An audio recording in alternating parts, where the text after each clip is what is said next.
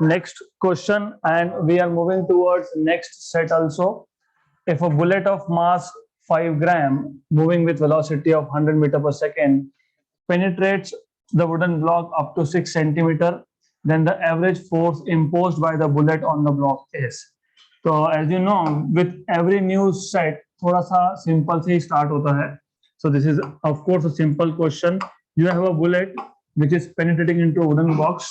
So let us say this is a wooden box, and you have a bullet, and this bullet will penetrate up to 6 centimeters, है ना, 6 centimeters. और bullet का मास दिया है आपको, bullet का initial speed दिया. इनिशियल स्पीड मतलब just before it enters. So just before it enters the block, initial speed of the bullet is 100 meter per second, and it penetrates up to 6 centimeter. मतलब definitely अंदर जाने के बाद after crossing a distance of 6 centimeter it will stop. It will stop का मतलब ये होता है कि final velocity is equal to 0. और initial velocity as you already know, initial velocity आपको दिया है 100 meter per second, और बुलेट का मास भी दिया है. आपको पूछा है what is the average force. Average force find करना है. तो एवरेज फोर्स फाइंड करने के लिए बहुत सिंपल सा चीज है. You know, of course you should know that force is mass into acceleration, right. तो मास तो दिया है, एक्सेलरेशन कैसे फाइंड करेंगे? टाइम दिया नहीं है तो फिर आप v minus U by T नहीं कर सकते, क्योंकि याद होगा v equal to U T, sorry v equal to U plus A T. ये नहीं हो सकता. क्यों नहीं हो सकता? क्योंकि टाइम नहीं पता. Did they tell you anywhere that it is taking this much of time to go 6 centimeter inside? No, but they have given you distance. So if they have given you this distance s, which is 6 centimeter, so v square equal to u square plus twice as. So v square equal to u square plus twice as. v is 0, u square minus क्यों? क्योंकि यहाँ पे deceleration है, retardation जिसको आप बोलते हो, तो इसलिए माइनस. तो अगर माइनस नहीं डालोगे तो आंसर नेगेटिव आएगा. इतना ही फर्क पड़ने वाला है. तो 2as equal to U square. तो यहाँ पे आपको मिल जाएगा a equal to U square by 2s. तो this you substitute in equation number 1. तो from equation number 1 and 2, from equation number 1 and 2 you can find out what is force. So force is mass into acceleration, and acceleration is u square by 2s. तो मास कितना है? 5 ग्राम. 5 ग्राम मतलब 10 power minus 3 से multiply करोगे, you कितना है? 100. 100 का square, 100 is 10 square, उसका भी स्क्वायर 10 पावर 4. 2 इंटू डिस्टेंस है 6 सेंटीमीटर माइनस 2, ये हो गया आपके पास 50. दिस इज 50, और ये है 12, और ये 10 पावर माइनस 2 ऊपर जाके 10 पावर प्लस 2 मतलब वापस से हो गया 100. तो ये आ जाएगा 6, ये आ जाएगा 50. अब 2500 बाई 6 करो, या तो इसको बोलो 3, और ये आ जाएगा 25. Correct. 25 into 5 125. 1250 by 3, 1250 by 3, 1250 by 3. अब ऐसा है, इट इज 417. या तो एक काम करना, अगर आपको यहाँ पे कैलकुलेशंस में टाइम बचाना है, if you want to save your time here, you can do, of course definitely you can do many things. जैसे कि आपको ऑलरेडी पता है 5/2 होता है 2.5, और ये 10 था तो ये 25 हो जाएगा, है ना. 5/2 इज 2.5, ये 10 पर माइनस 3 और प्लस 4 इज 10, तो यहाँ जाएगा 25. और अब नीचे बचा सिर्फ 6, और ये ऊपर आ गया 100. आप 3 से मल्टीप्लाई कर लिए, सॉरी 2 का फैक्टर है, और ये 50. अब इसको 24 मान लो for the time being. For approximate 400 approximate. तो एग्जैक्ट करने जाओगे तो 417. तो exact answer will give you 417 newton. Option number B.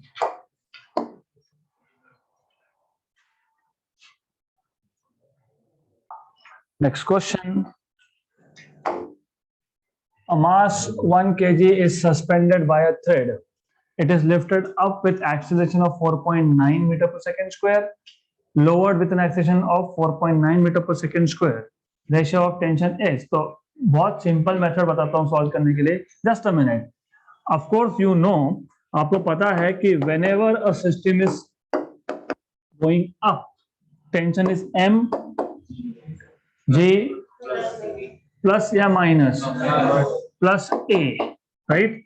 फिर आप यहाँ क्या करोगे, आप यहाँ पे ए की वैल्यू डालोगे 4.9 और जे की वैल्यू डालोगे 9.8। Wait a minute, that is what I am telling you, don't rush, क्योंकि फिर कैलकुलेशन में टाइम वेस्ट होगा आपका। तो अल्टीमेटली तीन मेथड है, तीनों सेम है, सिर्फ शॉर्टकट्स कैसे यूज करने हैं। द मोमेंट यू सी 4.9 मतलब 9.8/2 मतलब g by 2, राइट। तो ये आ जाएगा आपके पास M G plus G by 2 मतलब 3mg/2। और ये आपके दिमाग में चल रहा है सब। This should go inside your brain without calculation, without anything.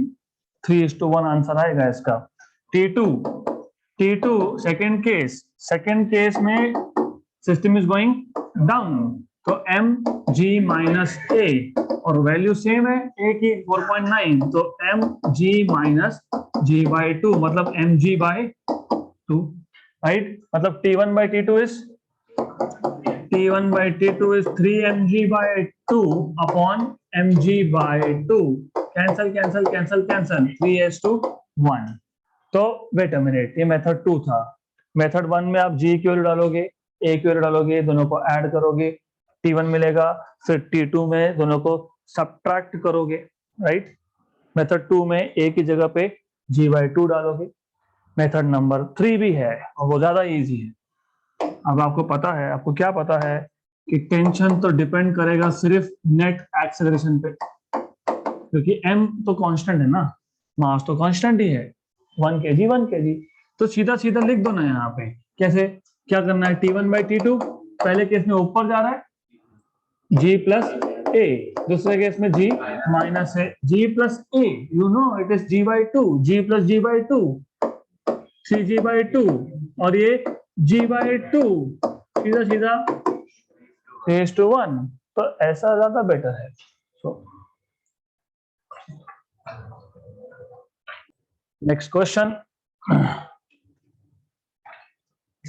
a 5,000 kilogram rocket is set for vertical firing. The exhaust speed is 800 meter per second. To give an initial upward acceleration of 20 meter per second square, the amount of gas ejected per second to supply the needed thrust is, I think we have done this, but anyways, एक rocket है which is set for vertical firing.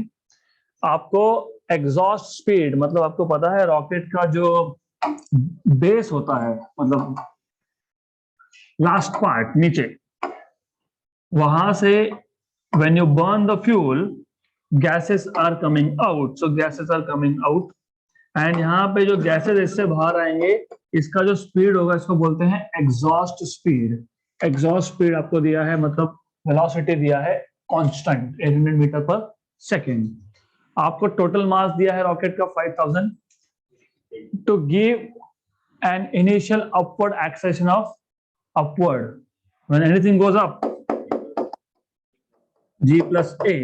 और आपको याद है rocket के case में हमने देखा था फोर्स इज u dm/dt, और ये कैसे आया था, जिनको नहीं पता उनके लिए ये ऐसे आता है दैट फोर्स इज dp/dt, लेकिन p is m into u, लेकिन u इज कांस्टेंट, क्योंकि क्लियर कट बोला है कांस्टेंट। और dm/dt mass is not constant, mass is not constant.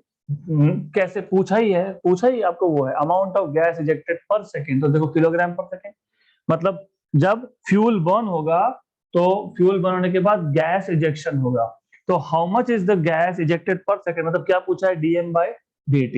तो ये इक्वेशन नंबर 1 और 2 से अगर आपने इसको इक्वेट कर दिया तो from 1 and 2, from equation number 1 and 2 you get u dm/dt equal to m g plus a, right? तो dm/dt equal to m g plus a upon u, correct. तो m 5000, 5 into 1000, g 10 और a 20, तो 10 plus 20 30 upon u कितना है 800। अब 800 के 2 0 और ये कैंसल हो गए, तो you will have 5 into 10 into 30 by 8। Then अगर आपको कैलकुलेशन अच्छे से आए तो ठीक, नहीं आए तो फिर 1/8 तो मैंने बताया था, 1/8 is 0.125, this is 0.125, तो 1/8 is 0.125। ये 5, ये 10 और ये 30।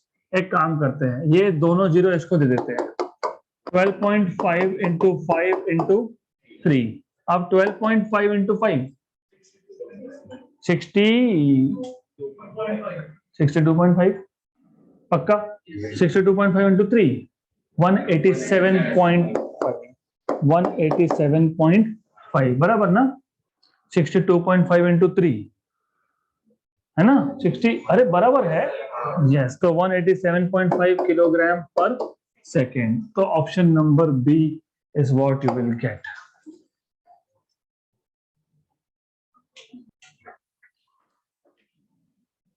A block of mass 5 kg is moving horizontally at a speed of 1.5 meter per second.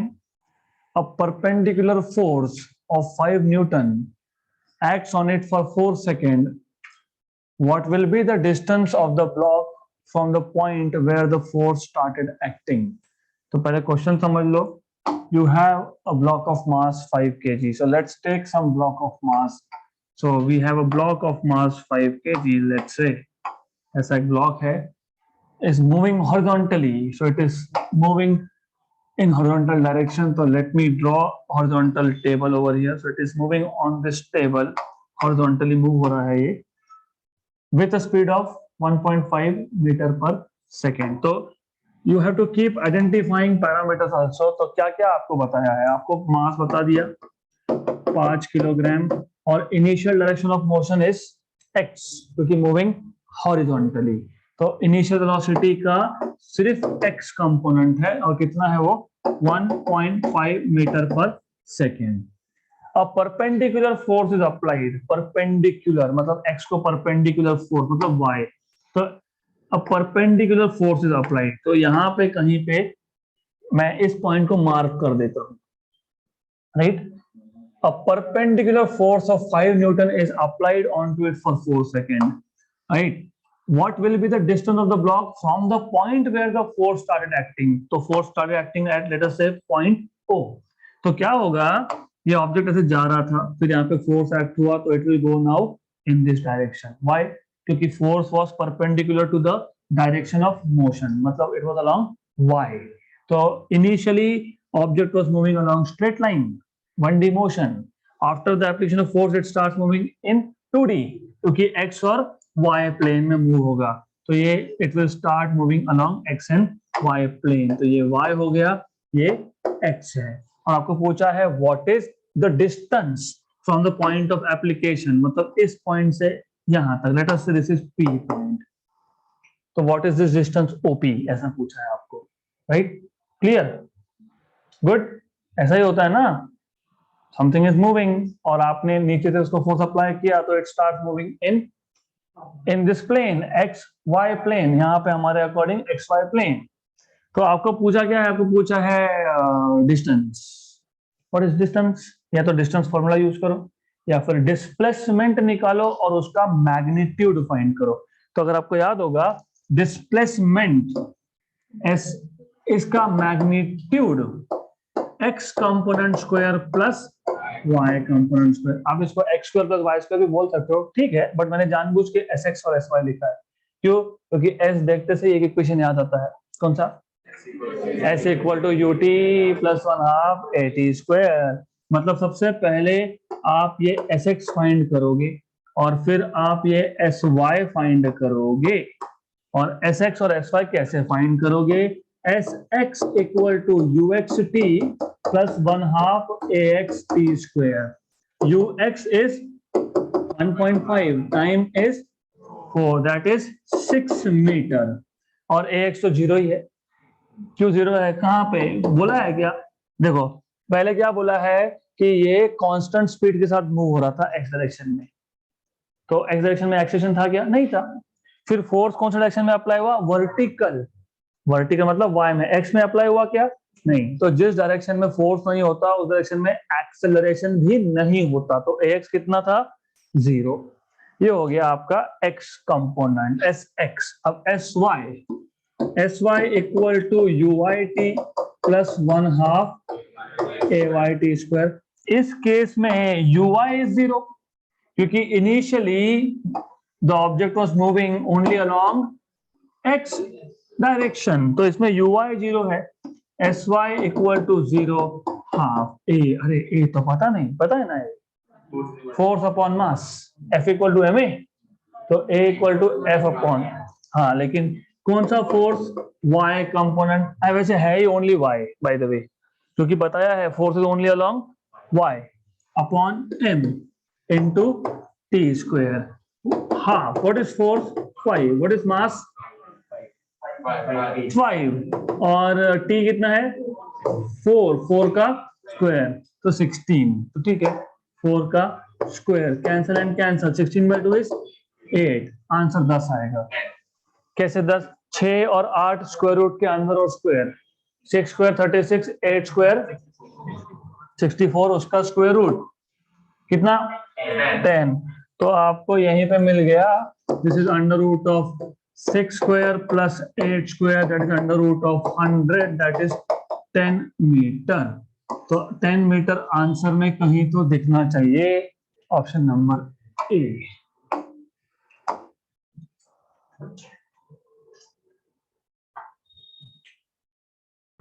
Next question, a body of mass 2 kilogram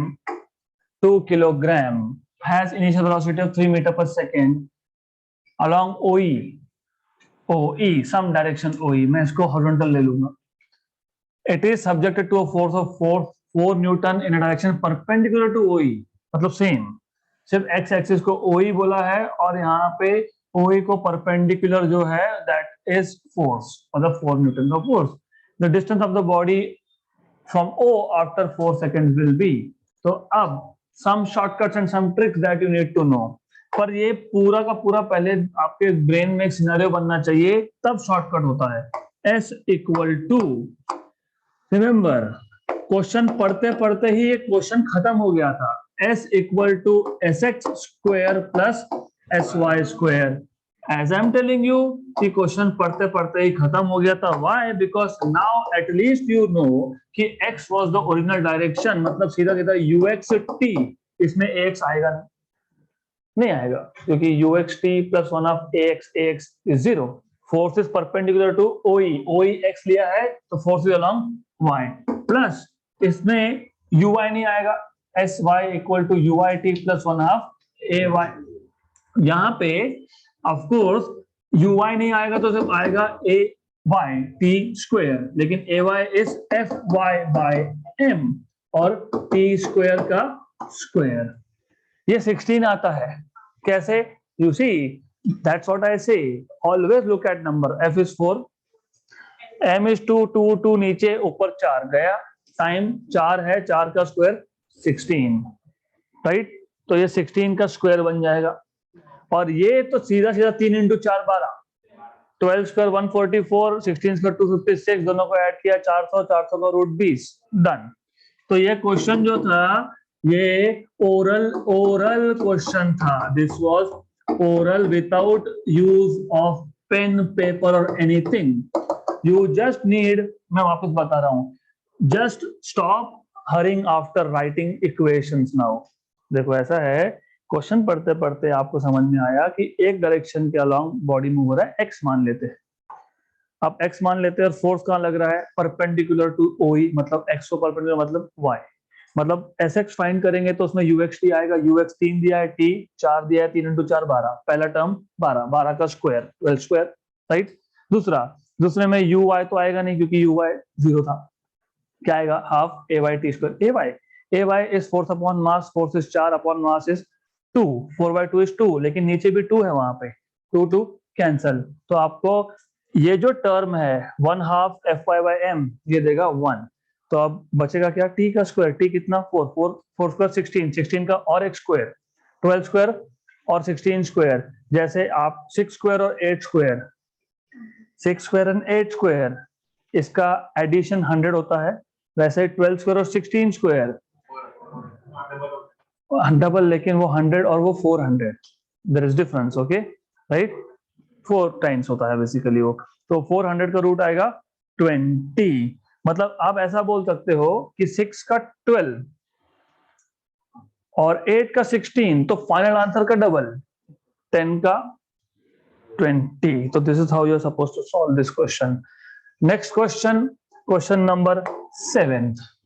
A body of mass 8 kilogram is moved by a force. Force है आपके पास F equal to 3x Newton.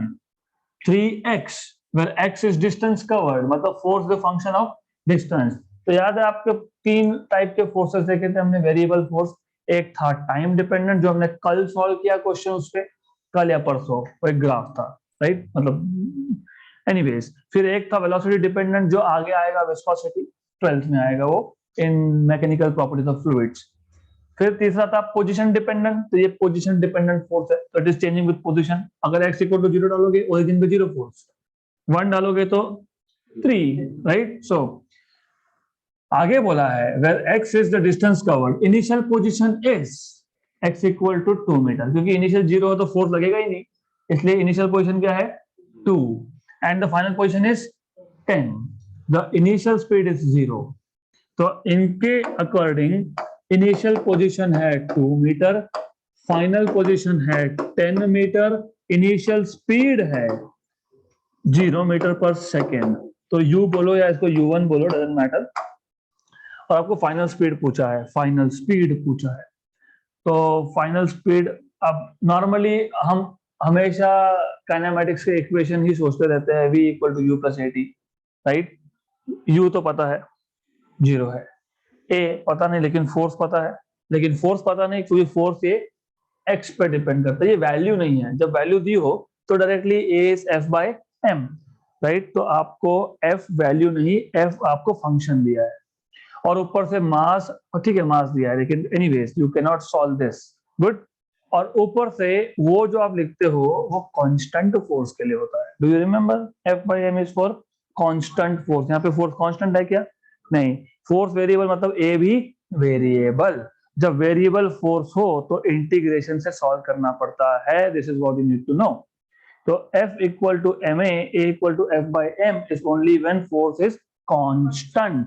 यहाँ पे constant है क्या, नहीं, यहाँ पे force क्या है, वेरिएबल, फोर्स वेरिएबल है तो a भी वेरिएबल है, तो ऐसे क्वेश्चंस को सॉल्व करने के लिए you have to take help of integration, और ऊपर से you should know there is something called as work energy principle. हमने ये देखा था स्टेट बोर्ड क्लासेस में, नहीं याद है तो बता देता हूँ, बहुत सिंपल सा एग्जांपल लेते हैं, वेरी सिंपल. मान लो हमारे पास एक ऑब्जेक्ट है जो रेस्ट पे है, क्योंकि यहाँ पे भी रेस्ट पे बोला है, इनिशियल रेस्ट पे है, अब इसको मूव करना है, इसको मूव करना है तो फोर्स लगाना पड़ेगा, फोर्स लगाओगे तो फोर्स क्या करेगा, वर्क करेगा, और वो work is form of energy which can neither be created nor be destroyed. तो ये जो वर्क हुआ वो कहाँ गया, इस वर्क ने क्या किया, काइनेटिक एनर्जी को चेंज कर दिया, है ना, क्योंकि पहले तो 0 था ना, स्पीड 0 तो काइनेटिक एनर्जी 0, फिर फोर्स लगने के बाद क्या हुआ, ऑब्जेक्ट स्टार्टेड मूविंग, मतलब object has gained kinetic energy, कैसे, क्योंकि वर्क हुआ उस पे, वर्क क्यों हुआ, क्योंकि फोर्स अप्लाई किया, फोर्स अप्लाई होगा तो वर्क होगा, work is force into displacement, good, और work is energy, energy can neither be created nor be destroyed, तो कहां गया, फिर काइनेटिक एनर्जी में कन्वर्ट हो गया, इसको बोलते हो work energy principal. The amount of work done on a body appears as change in kinetic energy. This is work energy principle. So according to work energy principle, according to work energy principle,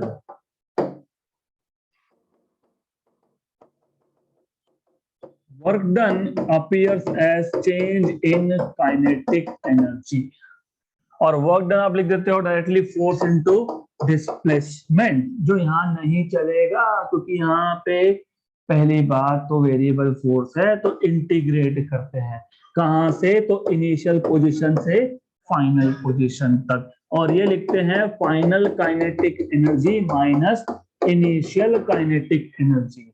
अब integration x1, what is x1, 2, what is x2, 10, what is force, 3x, और यहाँ पे dx equal to final kinetic energy is half mv square, initial is, क्योंकि initial velocity was 0, और हमको क्या पूछा था v, और आ गया हमारे पास v इक्वेशन में फाइनली। v क्या है, constant x dx 2 to 10 half mv square, x का इंटीग्रेशन होता है x स्क्वायर बाय 2 से 10 हाफ mv स्क्वायर, राइट, और आपको बताना चाहिए ये और ये गया। अब upper limit minus lower limit, x की जगह पे अपर लिमिट डालो और x की जगह पे लोअर लिमिट डालो, और मास की वैल्यू दी है 8 दिया है ना, 8 और v स्क्वायर, राइट, तो दिस इज 300 माइनस 4 96 और 8, you know this 12 1 and 12 is 36, तो v स्क्वायर 36, तो v कितना, तो v 6 मीटर पर सेकेंड है क्या आंसर में, option number A.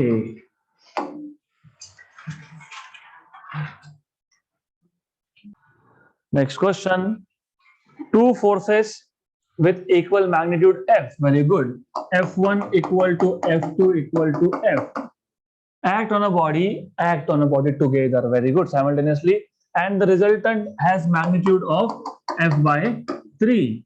Angle between the two forces is simple, resultant you should know are equal to under root of F1 square plus F2 square plus 2 F1 F2 cos of theta, तो resultant कितना है f by 3, ये कितना है f square 2f square, ये भी 2f square, और ये आपके पास cos थीटा, तो f by 3 और ये आएगा 2f square common 1 plus cos theta.